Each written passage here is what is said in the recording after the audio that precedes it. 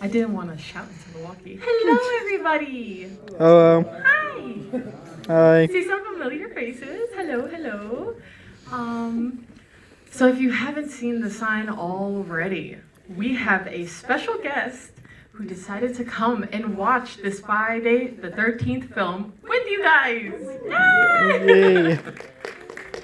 So I just wanted to give a warm welcome, and if you can help me out with that, please give a loud clap for Ron Milky. You know him as Officer Dooley. Woo! He was in Friday the 13th, and Nice. he is here. Oh, that's awesome. We also have Joseph Romano, his protege. Hello.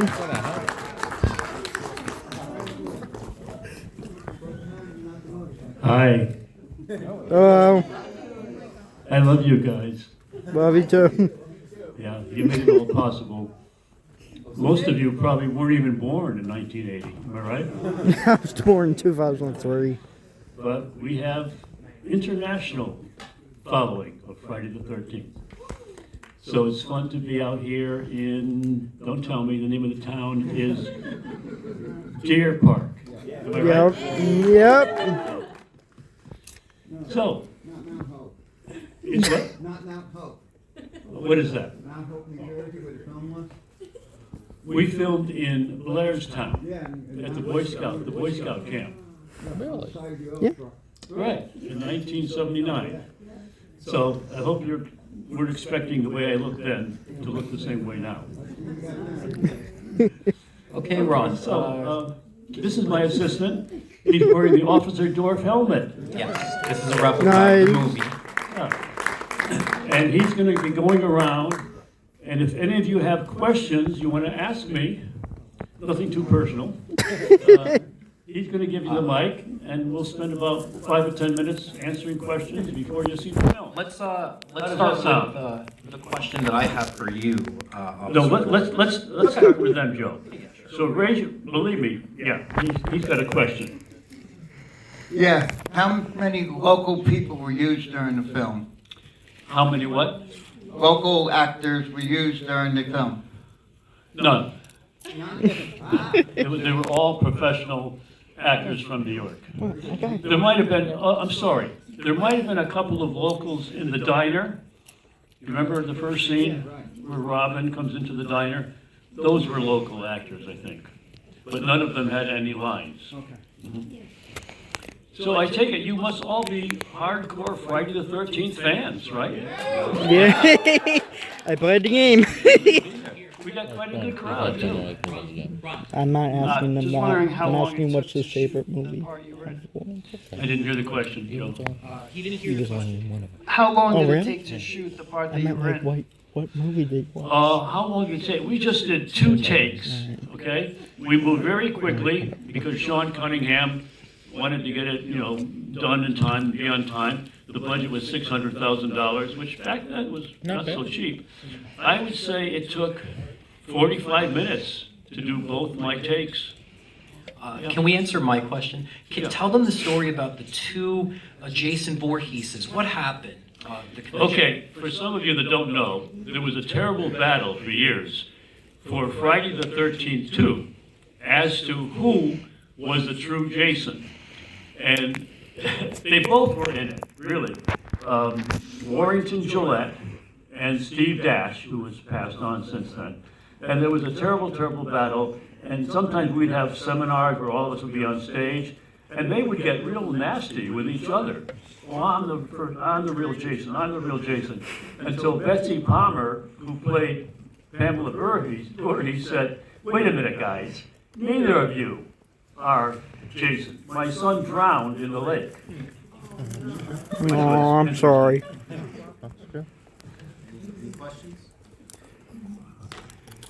Why did you say yes to being Officer Dorf, and why didn't you come back? Why did I come back? I never Why did. didn't you come back? Your character survived in the movie, but somehow in part 2 you didn't come back. Why? Because the script it was not Officer Dorff. It was somebody totally different. And it was my buddy, Jack Marks, who played the role. And I'm glad I didn't, because it wasn't as good of a part. He didn't have the lines. I had great lines. That's what made it the part. And so I'm kind of glad I didn't do the sequel, part 2.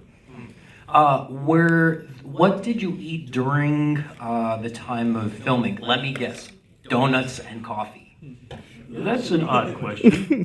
What No, did I no. eat? Do I have to remember exactly? I don't remember. I know we went to a diner, and Kevin Bacon left with the waitress. I remember that. What else? Let's see, what other question? What was it like working with Betsy Palmer and Kevin Bacon? Okay, I never worked with Betsy Palmer because we didn't have a scene together. But Kevin Bacon was awesome.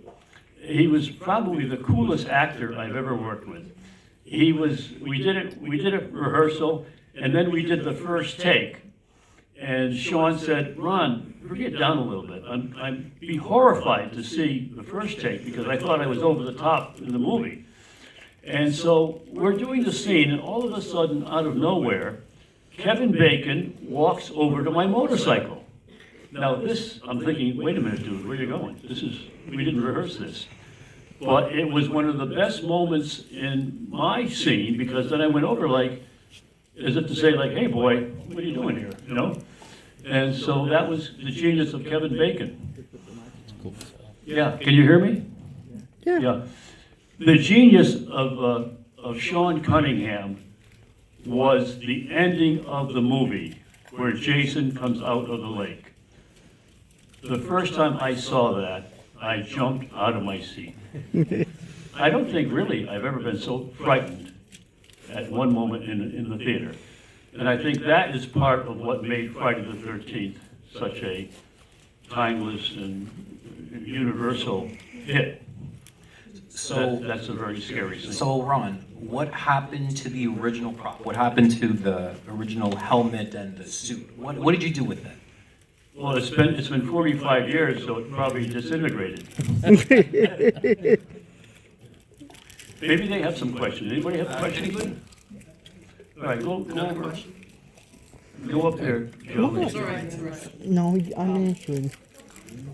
Who was the voice on the radio that called you back into town? What was that, Joe? I didn't hear it. What was the question? Who was on the radio? Whose voice is on the radio? Who called you back into town? Who was the voice on the radio? That's a good question that I can't answer. I don't know. I don't remember. You guys know more about it than I do. What do you? Like the boat, it had a Grumman symbol on it when they pulled the boat, it had a Grumman boat. Oh yeah. Ron, Listen, you got a question? there are Friday the 13th fans who know all my lines. They know all my lines. I don't remember them. Well, that leads to my comment more than a question. I'm a sergeant on the NYPD, and I work directly under Chief of Housing. So Nice. every so often, when he gives us a task, I'll say, "Never keep the chief waiting." Yeah. So let me ask you, did you drive in from New York City? Well, I live in Nassau County, but it's still a bit of a drive. But yeah, Wow. So it takes you a long time to get to work every day. You're still working, right? yeah, we were watching. His name was Jason yesterday in the office, side by side with the body cams. We were Really? watching the documentary.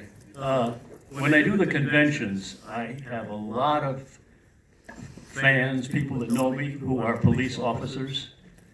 And sometimes they'll come from miles to one of our conventions, and one of them came and said to me that every time he has to do something, his men will say, "Never keep the chief waiting." Just if I could add, Officer Dorff, did he retire to Florida or did Jason get him? Yeah, he retired. Officer Dorff was married at the time, and then he had a couple of kids with his first wife. Then that ended in divorce, and he was married a second time and had a second set of kids. So he's now a Okay, grandfather. we got a question up here. If you could change anything about the movie, what would you change? Nothing. It was a great film. I mean, it was a neat little film, and I can't think of anything that would maybe make my part a little bigger. When was the last time you spoke to Kevin Bacon? Oh, the last time I spoke to Kevin Bacon was 1979, after we finished the shoot. I had gone to a disco, we called them back then, with my girlfriend, and he was there. And I said, Kevin, how you doing? You know, and I called him Kevin Bacon because I went to high school with a Kevin Bacon. I mean, I called him Kevin. What did I call him? Kevin Brown. Ron Bacon. Something else. He said, no, he says Kevin Bacon. I didn't even know his name. I just knew it was Kevin. And he invited me to a play he was doing. This was maybe the winter of 1979. And he was so good. He knocked me out in this play. And I knew he was going to be a star someday. We got a question up here. Yeah. What was your favorite kill in the movie? Oh, well, definitely the end. You know, how can you beat that, right? Pamela, Voorhees, and Alice. Yeah, definitely. And they had bruises on them. Some of that was very real. Adrian was hurt. Bitsy got a little carried away, I think, at one point. And she, no, not that badly, but they were real. Any other questions? Okay, I'll tell you what. I think we're going to wrap up because I know you're anxious to see the film. Tell us what you're going to do next. Like, what's your next appearance? Oh yes. We're going to be doing next weekend in Sayreville, New Jersey. We're doing an I Heart Horror convention. I know it's quite a trip for you guys, but if you go online to I Heart Horror, it'll be at the VFW home in Sayreville, New Jersey, and that's just going to be a one-day event. But I've been to London for Comic-Con, and I've been to Germany for Comic-Con, so we've traveled a lot, and I've made a very good living making appearances. This is a freebie tonight. I'm just doing it for fun, in case you're wondering. Thank you. I'll take any donations. You want one more question, or are we going to wrap it up? The what? Do we have time for one more question, or are we going to wrap it up? Yeah, when you go to these comic car conventions, have you ever met any of the TV horror hosts, like Svengoolie or anybody like that? Oh, yes. Yeah, I've met them all. And I've met some people that, you know, big stars, like some of you are too young to remember, like Keir Dullea, who was in 2001: A Space Odyssey, and many stars. But I want to say something, how fleeting fame is. All of you here are too young to remember an actor named Eddie Kooky Burns. But he was a TV star of a TV show with Connie Stevens. I don't know if he was at many of these conventions. And he was huge. He was a huge star. Went up to Hollywood, made 3 movies. And I was doing a convention with him, and he was sitting there at his table, and not one person came up to him to ask for his autograph because they were too young. When he made 77 Sunset Strip, it was 1959, 1960. Some people remember that. And I felt so bad, but fame is fleeting, and here I am with a bit part in a B horror movie, and here tonight. It's weird. That's rare. Yeah, Thank you. okay. Enjoy the film. Thank Enjoy you. it.